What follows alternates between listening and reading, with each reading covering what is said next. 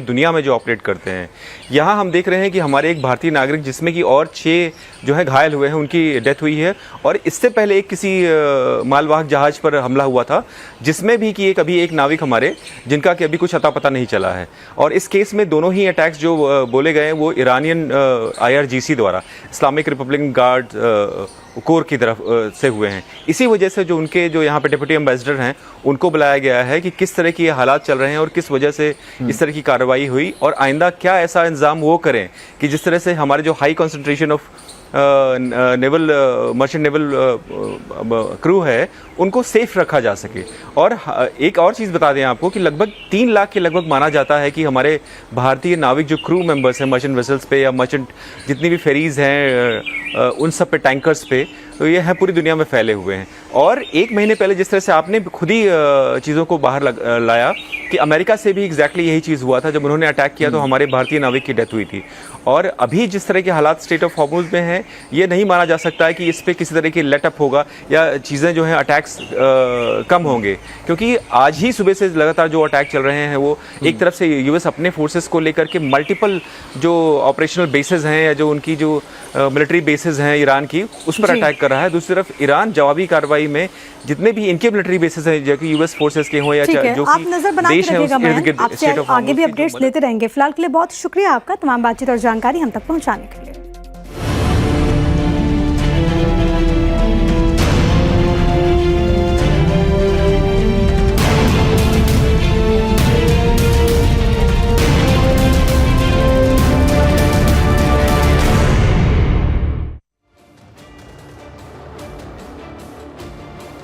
भारतीय की मौत पर भारत सख्त हो गया है।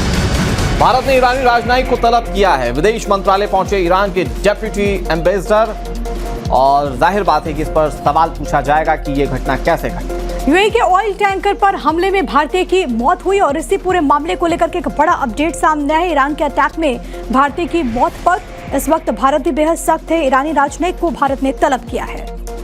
भारतीय नागरिक की मौत से सीधे शब्दों में कहा जाए तो भारत सरकार नाराज है।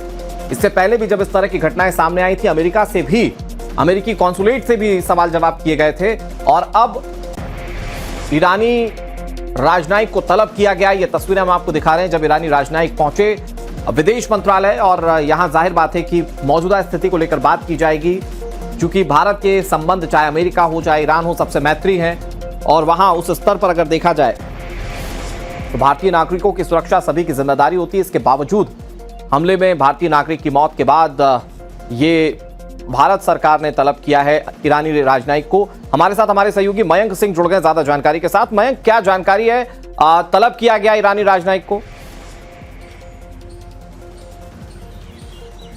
जी हाँ, जिस तरह से हमारे भारतीय नाविकों का कंसंट्रेशन है स्टेट ऑफ हॉर्मुज़ में या जितने भी मर्चेंट वेसल्स हैं पूरी दुनिया में जो ऑपरेट करते हैं, यहाँ हम देख रहे हैं कि हमारे एक भारतीय नागरिक जिसमें कि और 6 जो है घायल हुए हैं, उनकी डेथ हुई है। और इससे पहले एक किसी मालवाहक जहाज पर हमला हुआ था जिसमें भी कि अभी एक नाविक हमारे जिनका कि अभी कुछ अता पता नहीं चला है। और इस केस में दोनों ही अटैक्स जो बोले गए हैं वो ईरानियन IRGC द्वारा, इस्लामिक रिपब्लिक गार्ड कोर की तरफ से हुए हैं। इसी वजह से जो उनके जो यहाँ पे डिप्टी एम्बेसडर हैं उनको बुलाया गया है कि किस तरह की ये हालात चल रहे हैं और किस वजह से इस तरह की कार्रवाई हुई, और आइंदा क्या ऐसा इंतजाम वो करें कि जिस तरह से हमारे जो high concentration of naval merchant naval crew है उनको सेफ रखा जा सके। और एक और चीज़ बता दें आपको कि लगभग 3 लाख के लगभग माना जाता है कि हमारे भारतीय नाविक जो क्रू मेंबर्स हैं मर्चेंट वेसल्स पे या मर्चेंट जितनी भी फेरीज़ हैं उन सब पे, टैंकर्स पे, तो ये हैं पूरी दुनिया में फैले हुए हैं। और 1 महीने पहले जिस तरह से आपने खुद ही चीज़ों को बाहर लाया कि अमेरिका से भी एग्जैक्टली यही चीज़ हुआ था, जब उन्होंने अटैक किया तो हमारे भारतीय नाविक की डेथ हुई थी।